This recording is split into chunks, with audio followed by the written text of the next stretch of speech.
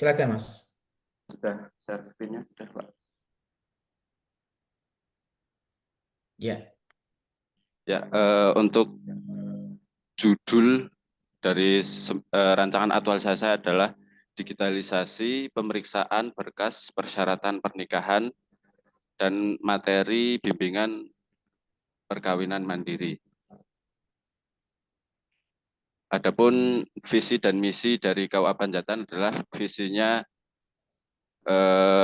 terwujudnya masyarakat yang taat beragama, rukun, cerdas, dan sejahtera lahir batin, misi meningkatkan kualitas kehidupan beragama, dan seterusnya. Tugas dan fungsi yang paling utama adalah pelaksanaan pelayanan bimbingan dan pembinaan di bidang Langsung nikah pada dan rujuk, dan ya, seterusnya. koalisi Kemudian aja.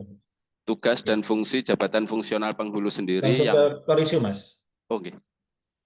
Habis waktunya kita. Penempatan core issue ya di sini saya memakai USG, di mana ada 3 isu di sini. Yang pertama, belum optimalnya digitalisasi pemeriksaan berkas syarat nikah dan bimbingan perkawinan mandiri. Yang kedua, belum terintegritasnya data calon pengantin dari KUA dengan instansi lain. Yang ketiga, minimnya program pasca pernikahan yang memfasilitasi pasangan dalam menghadapi masalah rumah tangga. Kemudian isu terpilihnya belum optimalnya digitalisasi pemeriksaan berkas persyaratan nikah dan materi bimbingan perkawinan mandiri.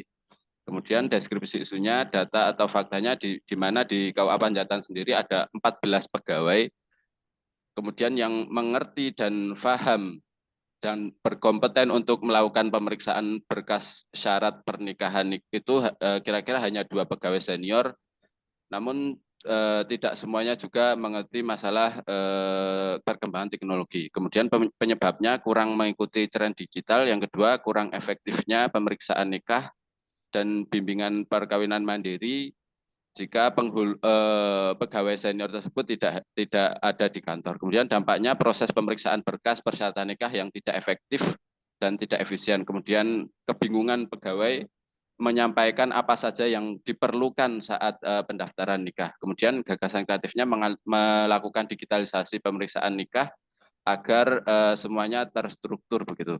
Kemudian yang selanjutnya menyusun materi bimbingan perkawinan mandiri yang lebih efektif dan lebih interaktif. Kemudian keterkaitan dengan agenda 3 ini Next, Mas. Ya. smart ASN, yaitu memiliki kompetensi digital dan mengikuti perkembangan teknologi, kemudian manajemen ASN termasuk dalam pelayanan publik.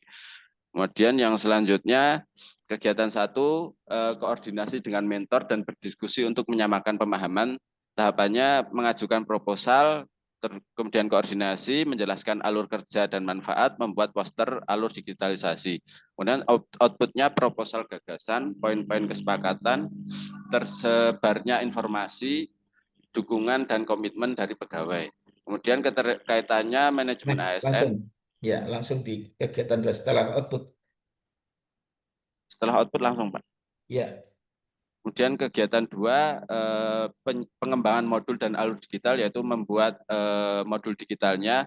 Tahapannya mendesain alur pemeriksaan, menyiapkan format, menyusun materi bimbingan perkawinan, kemudian yang terakhir menyusun draft yang harus ada. Outputnya tersusunnya draft alur pemeriksaan, tersedianya format yang sesuai, adanya modul bimbingan perkawinan mandiri, kemudian tersedianya draft yang harus ada. Kemudian kegiatan yang ketiga, uji coba terbatas dan sosialisasi ke pegawai KUA untuk menguji efektivitas sistem pada skala kecil dan memberikan pemahaman. Tahapannya uji coba modul pemeriksaan, uji coba materi bimbingan perkawinan, kemudian mengumpulkan umpan balik, kemudian sosialisasi kepada para pegawai. Outputnya adanya data hasil uji coba, teridentifikasinya respon dari calon pengantin, kemudian ada dokumentasi foto atau video, kemudian meningkatkan pemahaman pegawai. Kemudian kegiatan keempat yang terakhir, evaluasi dan pelaporan untuk mengukur keberhasilan kegiatan dan menyusun laporan habituasi. Tahapannya yang pertama analisis dari data uji coba yang dari tahapan ketiga, kemudian menyusun laporan, kemudian rekomendasi pengembangan lanjutan, kemudian presentasi untuk habituasi akhir. Kemudian outputnya tersusunnya laporan akhir, adanya data sejauh mana sistem yang saya buat berjalan, kemudian adanya rekomendasi berkelanjutan, Dan yang terakhir dokumen presentasi untuk habituasi akhir. Kemudian rekapitulasi rencana habituasi. Di sini ada beberapa dari berakhlak itu akan saya lakukan dalam kegiatan-kegiatannya. Kemudian rencana jadwal kegiatan aktualisasi saya adalah sebagai berikut. Terima kasih, Pak. Baik, terima kasih Mas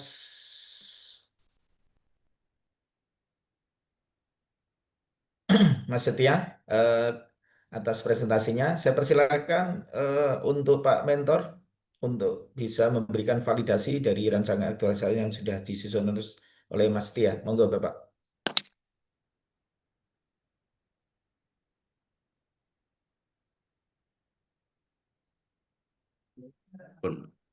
Oke, tiga. Assalamualaikum warahmatullahi wabarakatuh.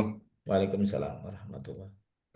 Terima kasih pada Bapak narasumber yang telah memberikan waktu pada kami untuk bisa memberikan tanggapan terkait dengan usulan kegiatan yang tadi telah disampaikan oleh rekan kami Bapak Setia Amrodin yang sedang mengikuti kegiatan Lasar CPNS Kemenak.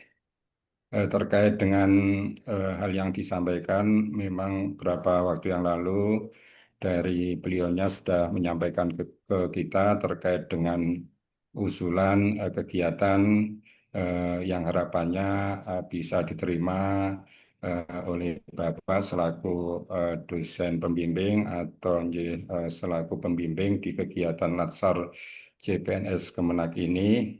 Mohon maaf kepada Bapak pada kesempatan ini saya selaku penghulu, penghulu mewakili Bapak Kepala KUA untuk bisa menyampaikan hal terkait dengan permohonan dari saudara kami Setia Amrodin untuk bisa bergabung di kegiatan ini. Terkait dengan usulan yang jelas dari kami mendukung penuh apa yang telah rekan kami sampaikan terkait dengan kegiatan yang diusulkan. Secara detail memang dari kami juga mungkin tadi sekilas eh, mengikuti kegiatan Zoom ini apa yang telah rekan kami sampaikan. Saya kira terkait dengan hal yang disampaikan, yang utama adalah terkait dengan inovasi, kemudian juga hal baru yang rekan kami sampaikan itu dari kami patut kami apresiasi. Selama ini mungkin utamanya terkait dengan pemeriksaan nikah, yang jelas untuk di kita terkait dengan pendaftaran nikah itu perlu kita sampaikan bahwasanya untuk calon pengantin wali nikah itu harapannya untuk bisa hadir waktu melakukan pendaftaran pernikahan sudah tentu dengan membawa persyaratan yang dibutuhkan. Terkait dengan syarat-syarat yang dibawa itu sudah tentu eh, terkait dengan pendaftaran nikah itu memang eh, belum tentu 100% terkait dengan syarat itu sudah terpenuhi begitu.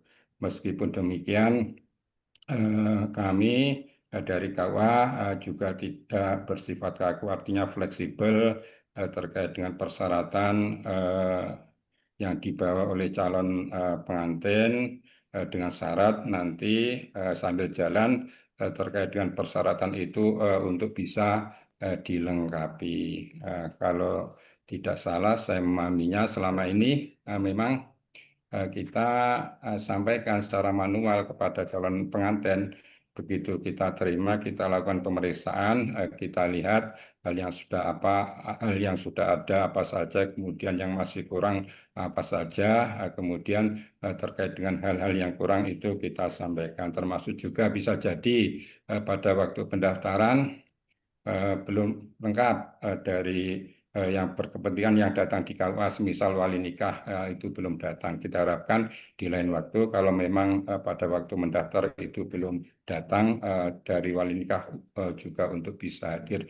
Terkait dengan yang disampaikan tadi mungkin ya bisa jadi kita memahaminya terkait dengan pemanfaatan teknologi ini kalau memang itu sebuah inovasi bagus, hal yang baru dan di kita memang belum kita laksanakan yang seperti itu silakan saja yang pasti bisa memberikan kemanfaatan dan kemudian bagi kita semuanya depannya. Saya kira itu mungkin kepada Bapak yang perlu kita sampaikan. Mohon maaf mungkin ada yang kurang. Terima kasih. Baik, Wassalamualaikum terima kasih warahmatullahi Pak wabarakatuh. Rozak. Luar biasa apa yang disampaikan oleh Pak mentor kita dari Pak Rozak ya. Matur suwun Pak. Sama-sama Pak. Jadi, selanjutnya untuk evaluasi dari dua rancangan aktualisasi yang disusun oleh Mas Setia dan Mas Raja Bena, saya persilakan kepada evaluator kita Bapak Dr. Hafiz. Pak Yai, silakan. Oke, terima kasih. Assalamualaikum warahmatullahi wabarakatuh. Waalaikumsalam warahmatullahi. Alhamdulillah, terima kasih atas waktunya yang kami hormati, Bapak Ibu dari tim mentor, kemudian juga coach dari teman-teman BDK. Ini ada yang senyum-senyum. M. Ridwan ini kayaknya teman kuliah saya ini muncul di sini. Betul. Sehat, Kelihatan ini. Kang Ridwan ya. Tidak terduga bertemunya di Zoom ini ya. Baik.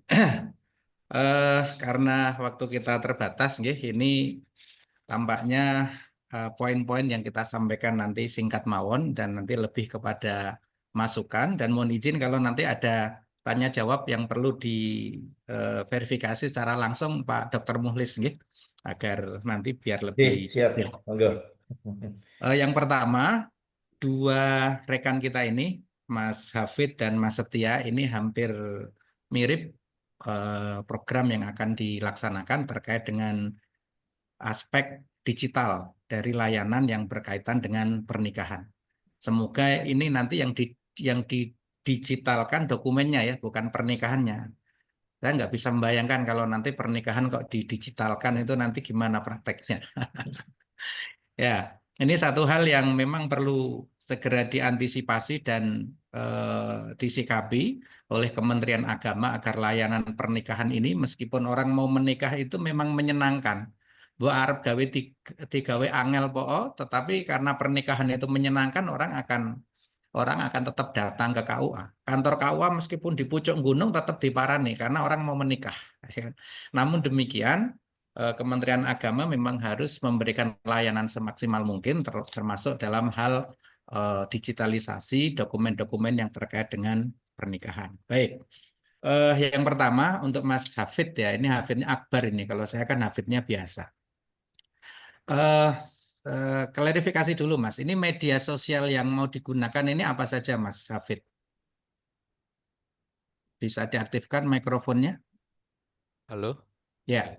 Untuk saat ini saya rencananya mau di Instagram terlebih dahulu, Bapak. Oke. Nanti di dokumen saudara perlu diberikan batasan media sosial yang digunakan itu apa, ya, serta alasannya. Karena media sosial bagi orang-orang yang seusia saya, mungkin juga Pak Muhlis, Pak Ridwan ini media sosialnya sudah berbeda dengan Gen Z yang sekarang menggunakan media sosial. Mereka akan lebih familiar dengan IG, dengan TikTok, dengan Thread, ya.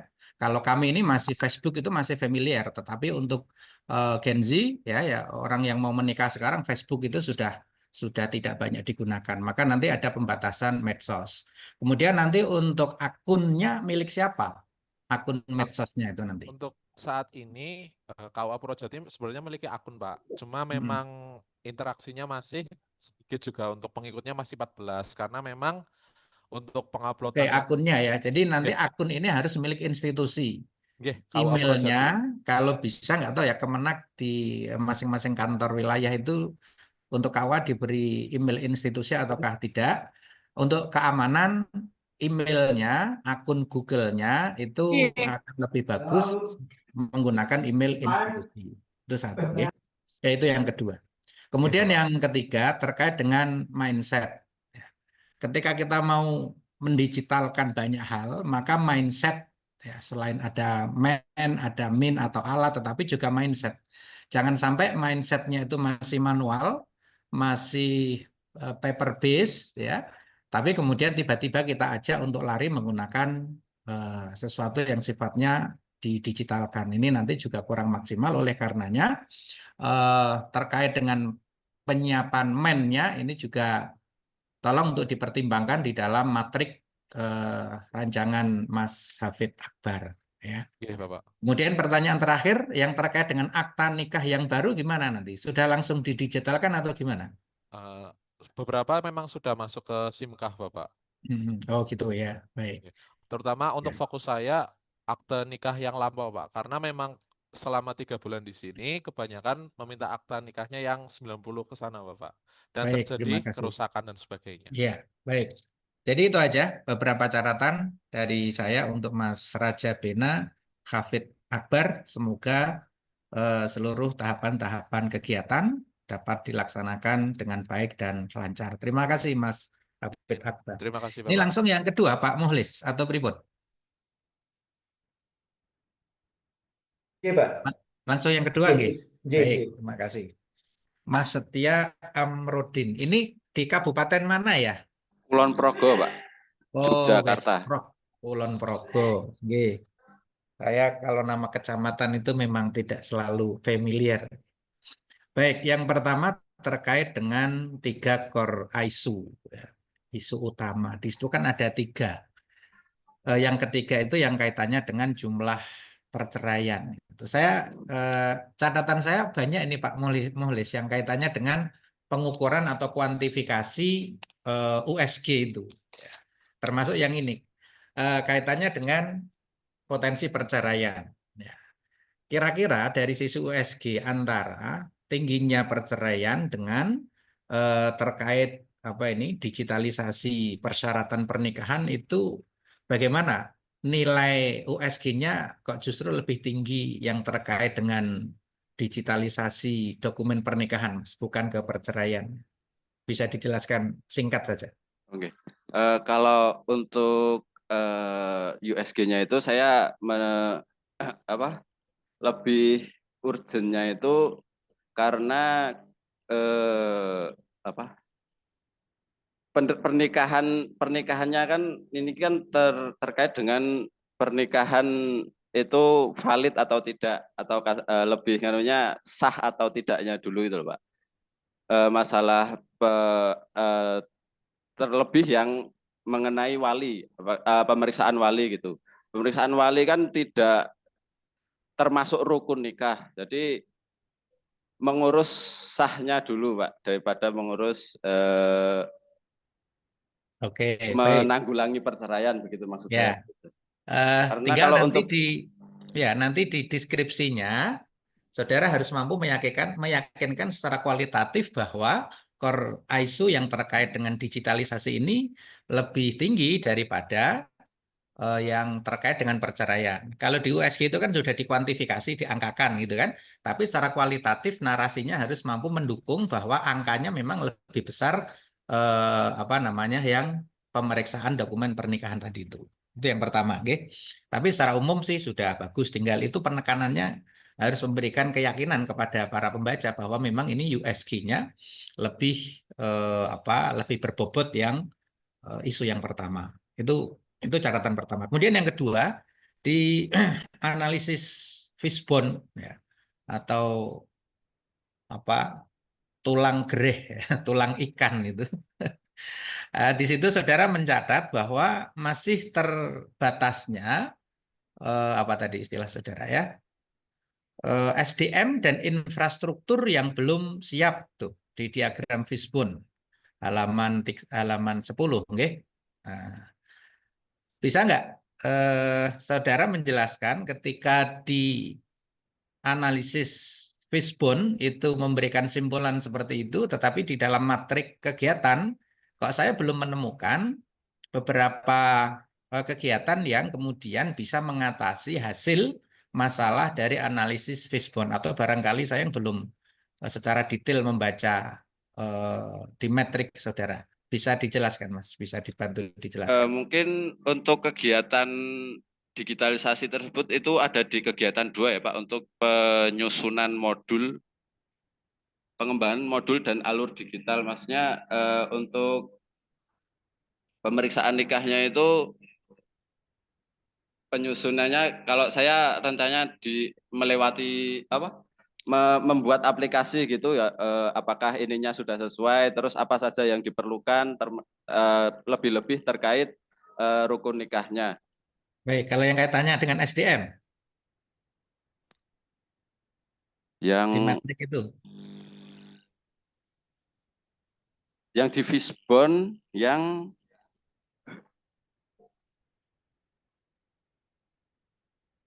Hasil analisis Fishbone saudara kan mengatakan SDM-nya masih terbatas. Nah, sementara saya belum melihat di metrik kegiatan saudara menyinggung tentang itu. Kalau yang masalah SDM itu yang di kegiatan 3 uji coba terbatas dan sosialisasi ke pegawai KUA untuk menguji efektivitas sistem pada skala kecil. Jadi nanti saya akan sosialisasi tentang sistem digital ini kepada para pegawai yang sekiranya akan menerima berkas pemeriksaan nikah gitu, Pak.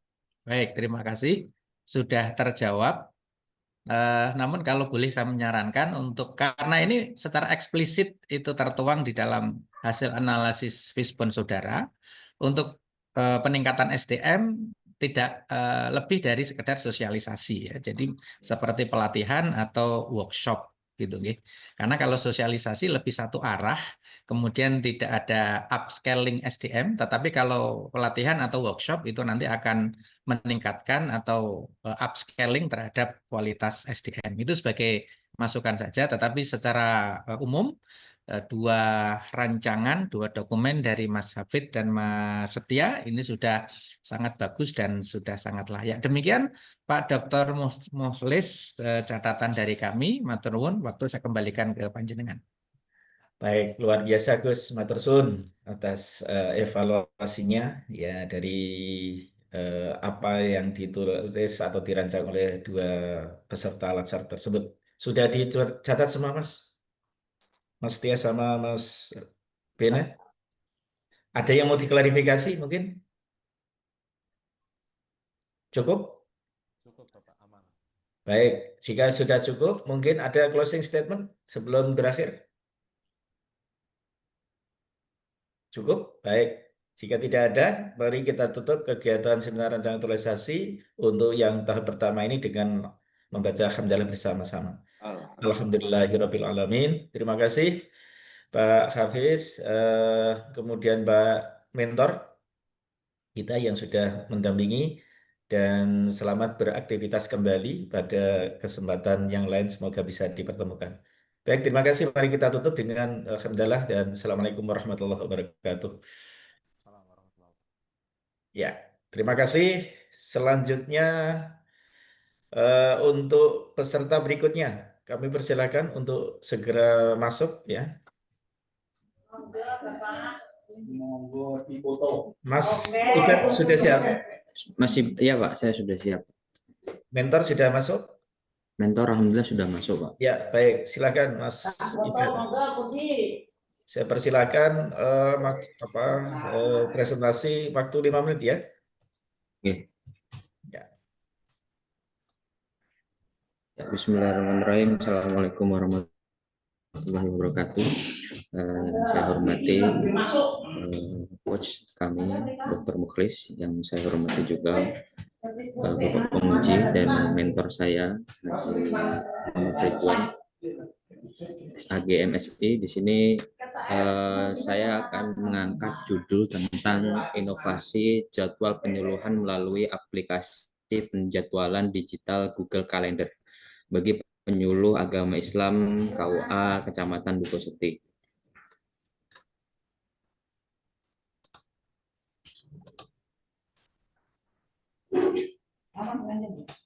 Nah, setidaknya di sini ada beberapa deskripsi isu terpilih. Yang pertama, fakta bahwa kurangnya monitoring kegiatan penyuluhan di kecamatan kami. Mungkin di kecamatan-kecamatan yang lain kegiatan penyuluhan sudah dimonitoring, tapi untuk di kecamatan kami monitoring kegiatan penyuluhan cenderung kurang, lebih pada